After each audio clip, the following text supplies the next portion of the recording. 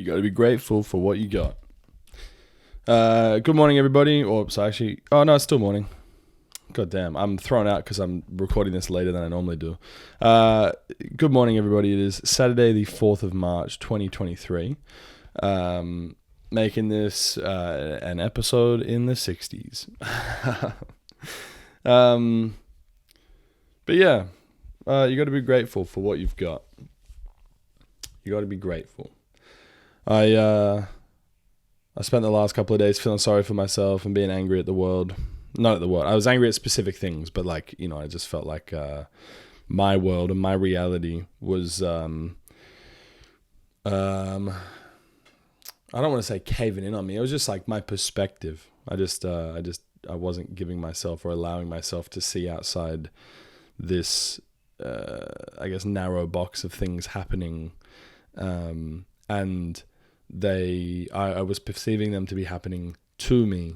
And while I was involved in these things, I think they were happening to other people, and it was affecting me, not in the same way that it was affecting them, but in like a I don't know, in like a secondary way, right? So I don't know how to explain it. It's almost like empathy, but it's like I was thinking about it in a toxic way, necessarily in a weird way. Like I had behaved in a certain way that had made other people feel not good, and then I was offended that those people didn't feel good about the way that I had made them feel. If that makes any sense. And I think a large part of that comes from a place where I had no intention of making anybody feel any way other than good, right?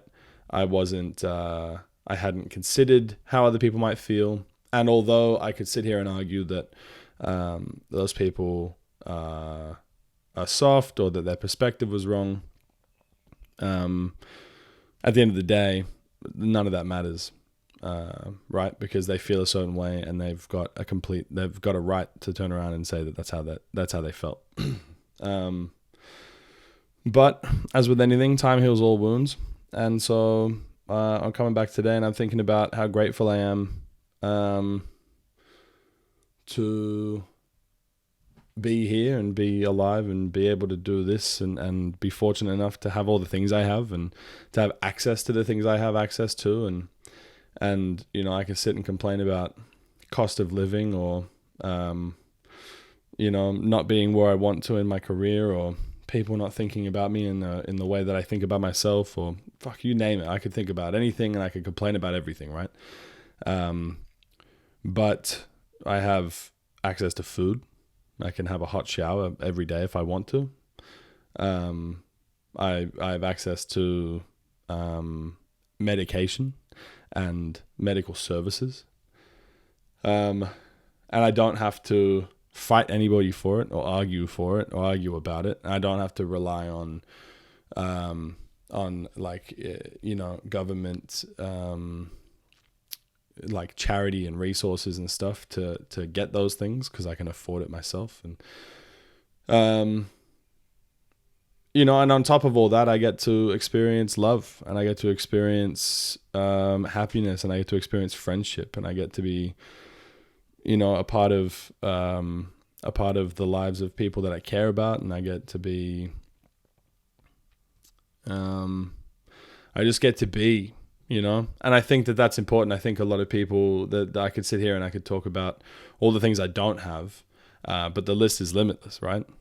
Like I don't have a supercar.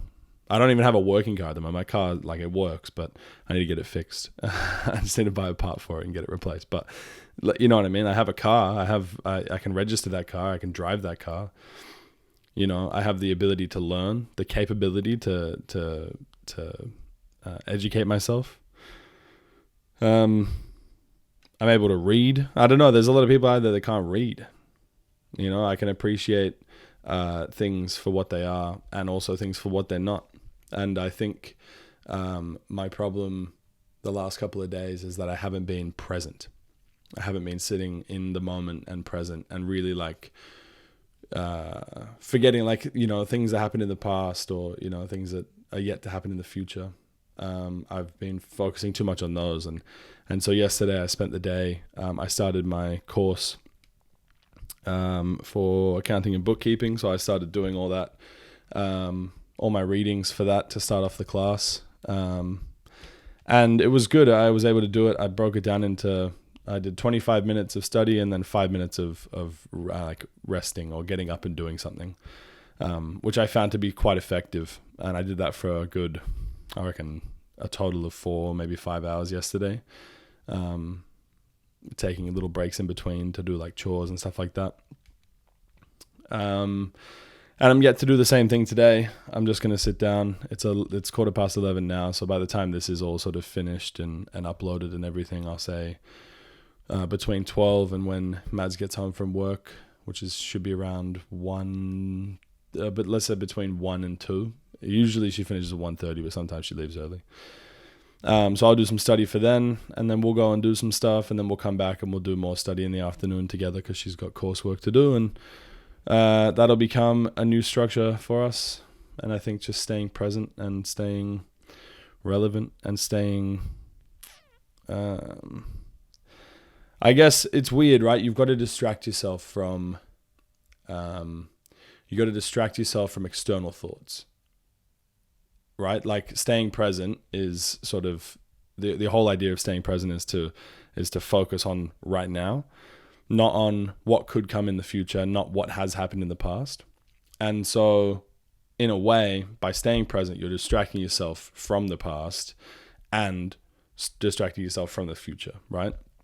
And it's challenging, especially when you've got like your phone. I can sit here and scroll through TikTok for 4 or 5 hours and I'm thinking about nothing, but I'm also sort of every now and again thinking about other things, and I'm thinking about things that aren't relevant to me. I'm thinking about things that don't concern me right now, because the things that concern me right now, obviously, paying bills, paying rent, keeping a roof over my head, looking after my wife, looking after my cats, spending time with friends and appreciating them, being grateful for my family and loving them, like that. All the things that are important to me right now is that, like, you could list it on 2 hands. There's 10 things that are important right now, and everything else is external. And so, but what I often do, and I'm sure there's other people that can relate, is I will put those other things, those external things, on a pedestal because they are impacting my thought process right now. Because, the other things that are important to me they're constants, right? These are the things that pop up are new. And so the constant things can take a backseat because I'm always worried about them. I'm always thinking about them. If I stop thinking about them for a little bit to cater to something else, then like, what's the harm in that? Well, I'll tell you, the harm is that you'll end up forgetting what's important to you. And you gotta bring yourself back to, you gotta bring yourself back down to what's important and what's not, and really identify those things. Which is, it's difficult, but it's necessary. And nothing that is worth it is easy, right? I feel like that's a lesson. The things that are worth getting are harder to attain. Like a relationship that lasts for decades takes time to not only build to get to the point where you want to stay for decades, but also when you get together and you stay for decades, that it's work, right? The same thing with like having pets. Like, that takes a lot of my time. It takes a lot of my energy. I can't just have a pet walking around the house. I have to feed it and make sure there's water. I have to give my cats, in this case, I have to give my cats their medications. And I have to make sure that they're happy and healthy and living a good life. And a big part of that is giving them some attention, because otherwise they'll feel forgotten, right? My relationships with my family, that takes work. My relationship with my friends, that takes work, And if I keep distracting myself, or we as people, but I'm talking specifically about me, if I keep distracting myself from those things that I find important by raising new things that are not important and putting them into those slots that and thinking of them as important things, it's a detriment to the things that are important to me. And so I guess it took a couple of days to come around to this realization that like it doesn't matter. I don't give a fuck. Like I just don't care. I don't care about these other issues that are happening. I care enough about them that I'll deal with them when they arise. Not think about them while I'm like, why am I letting it affect me so much? They're not part of my immediate concern, you know? I think it comes back to ego, and I fucking hate that word. I hate it so much, but, you know, I have an idea of myself, and I want that idea to be something that everybody shares, but who the fuck am I? Right? Like, really, who am I? Who the fuck am I? Who is anyone? Who the fuck are you? Like, no, you know what I mean? Every time you think you're important, remember you're not, you know? I'm not any more important than the person who's listening to this. I'm not any more important than the people who are affected by what I say. I'm not any more important than people who can't afford and aren't in as fortunate situations as I am. And that's a rhetoric that I truly believe in, because I came from, you know, donations for Christmas presents. I came from single mom household, can barely afford food, has to toss up between eating herself or letting her kids eat. Like, you know, I've come from not poverty, but definitely less fortunate. And I see, even just walking through the streets of Melbourne, you see homeless people who everybody just ignores. And so I don't. I mean, I try not to. It depends on how busy I am, but I'll engage in conversation with anybody and everybody, right? Treat everybody equally, because they're all equal. I don't give a fuck if you're wearing a suit and have a Rolex, or if you're wearing tattered rags and have a cardboard sign begging for money, right? You're the set. You eat and you shit, and you are a human being, and you have emotions, and you're sentient, and you have these feelings, right? And so sometimes I forget that in the pursuit of my own greatness, there are other people also pursuing their own greatness, whatever that looks like. And I think where I can turn around and I can call how I feel about something, or the way that I do something pride, it could also be argued that even if I don't think myself above others, if I don't consider them in the equation, I'm automatically putting them down by excluding them. And so, therefore, if others aren't included in the equation of my greatness, I am egotistical. That sounds like such a backwards thing to say, but I guess that's how I'm feeling right now, right in this moment. I feel a lot better. Yesterday, the day before, I sort of ranted and raved. I was angry. I've had a low point this week.